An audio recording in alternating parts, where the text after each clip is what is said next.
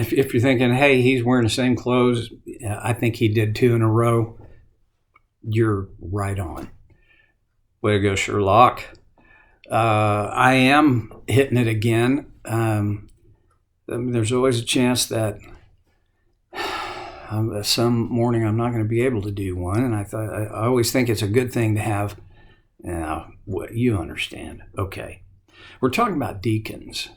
Last time I didn't mention that if you go back a couple of sessions before to when I mentioned the definition of the word diakonos, from which we get deacons, is servant. These men and women were classified, or their role was to be servants of the church.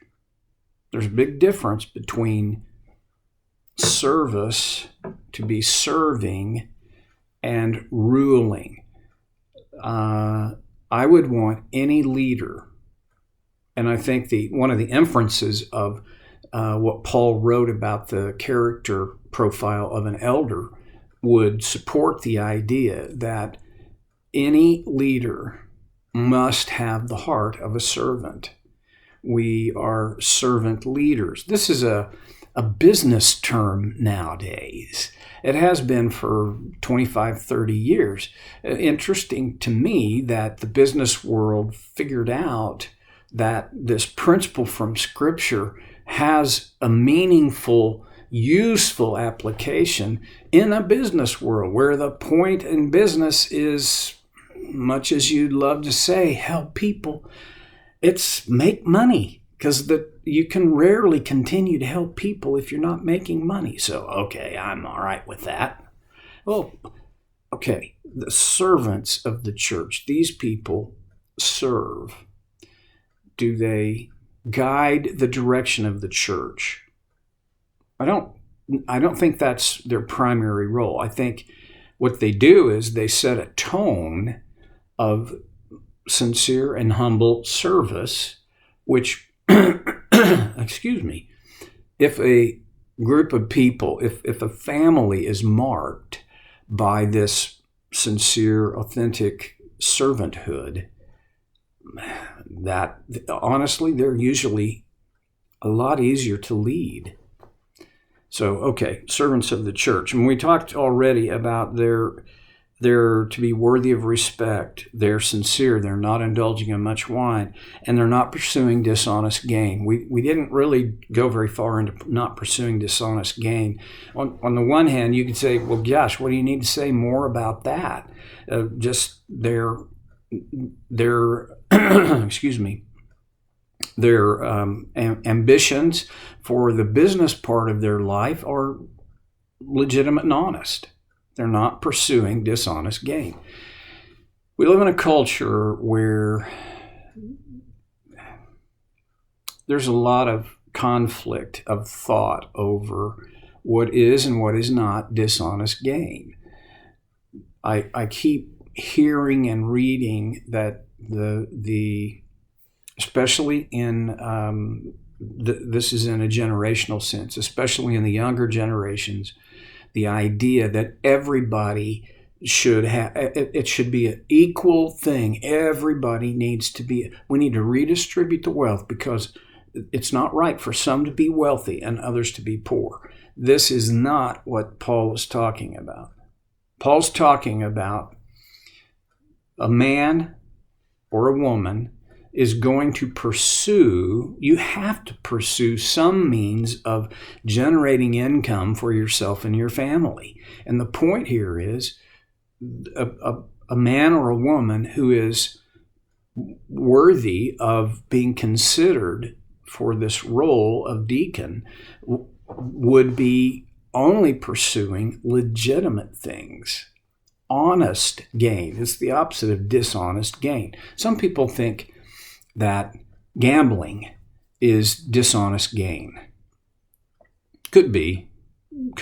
What I used to think gambling was absolute sin. Now, you can disagree with me, and I don't really I'm not. I'm only giving you an opinion. Okay, so this is not a thus saith the Lord, but evidently, gambling was not an issue for the early church because it never comes up. This would be about as close as it's ever going to come. My thought is, well, I living in Las Vegas for 13 years shaped a number of my perceptions. Okay, if gambling was illegal, I don't think Las Vegas would exist. It certainly wouldn't exist in its current form.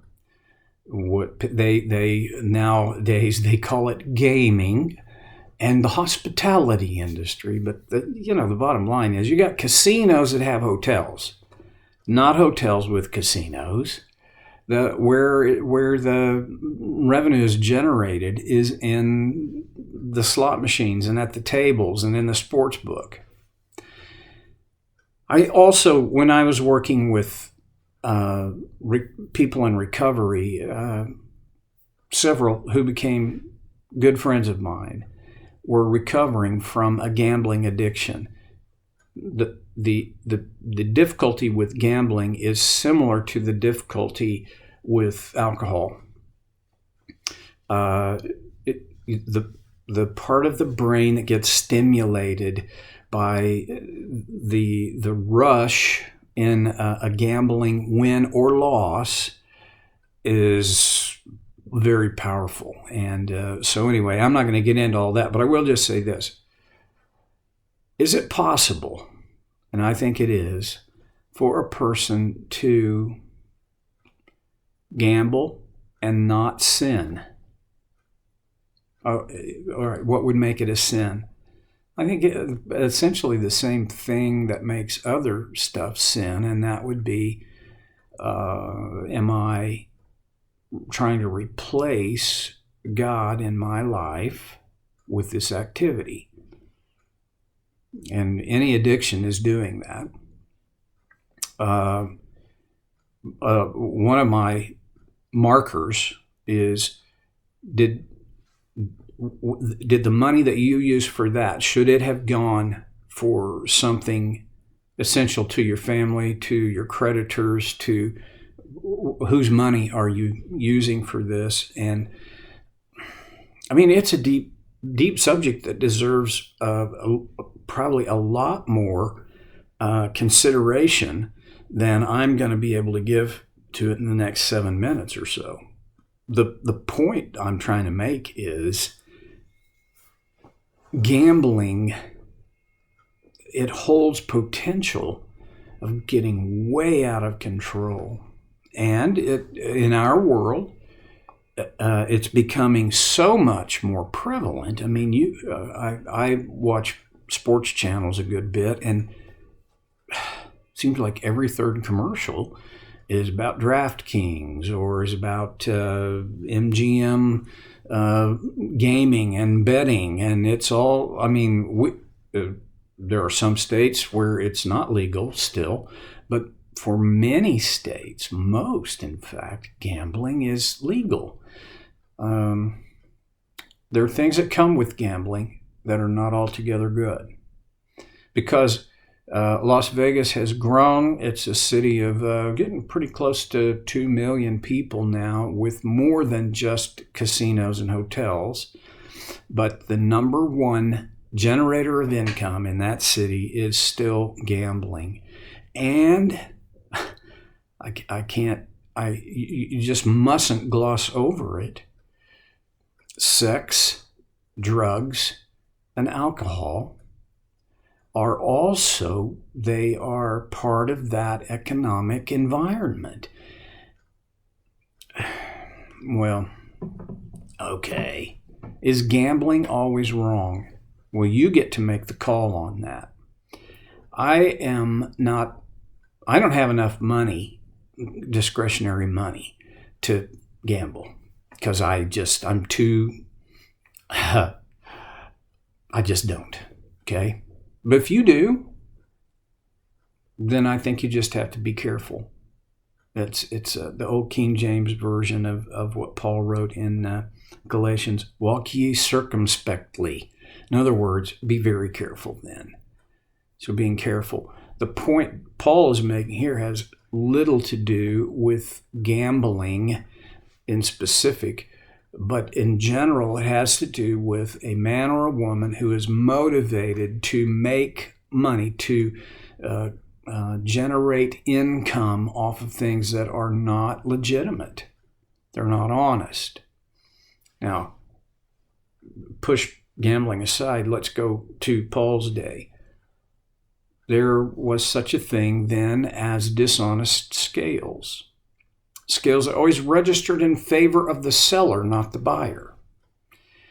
Do we have that today? Sometimes. On the other hand, it would be equally dishonest for scales to be loaded the other way. What needs to happen is the scales need to be fully honest. So what I'm saying is the any income needs to come from our legitimate endeavor, our honest work. Get off of it, Steve. If it just fits. They're worthy of respect, sincere, not indulging in much wine, and they're not pursuing dishonest gain. I mean, these are honest men and women. They're legit. And then he goes on in verse 9. They must keep hold of the deep truths of the faith with a clear conscience. This I love. They must keep hold of the deep truths. Now,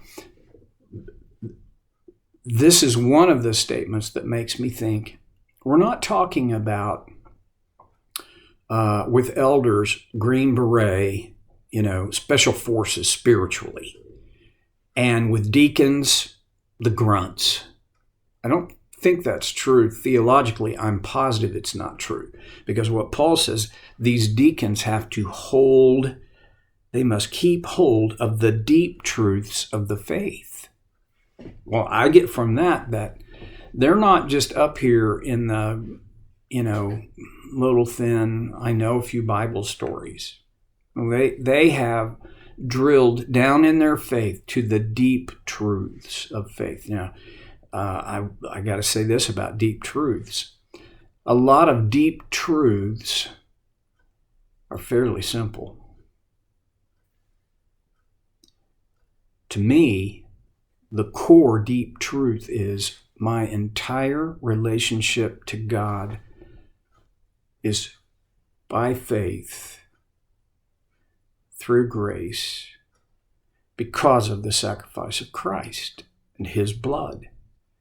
That to me is the deepest of all the deep truths. That God saved me by his grace. He keeps me by his grace. That my effort, Paul wrote it in Ephesians 2, not by works, so that no one can boast. By grace you are saved. Well, it's pretty simple. No, it's not. If you are endeavoring to live your life organized around that fact,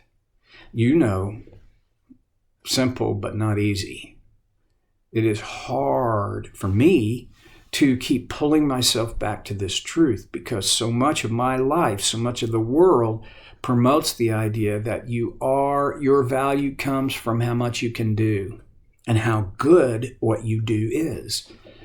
My walk with Christ is not governed by how good I am, how much good I do, how well I do with all.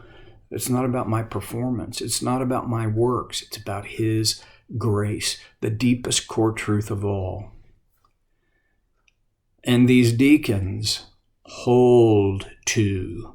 You see the word picture there? It's not like they hold them. They hold them, right? Okay. These deep truths with a clear conscience. I love talking about conscience. And I know I've got more words than the 10 seconds I've got left will allow for. So next time we're going to talk about this clear conscience thing on So Care with Stevie Boy.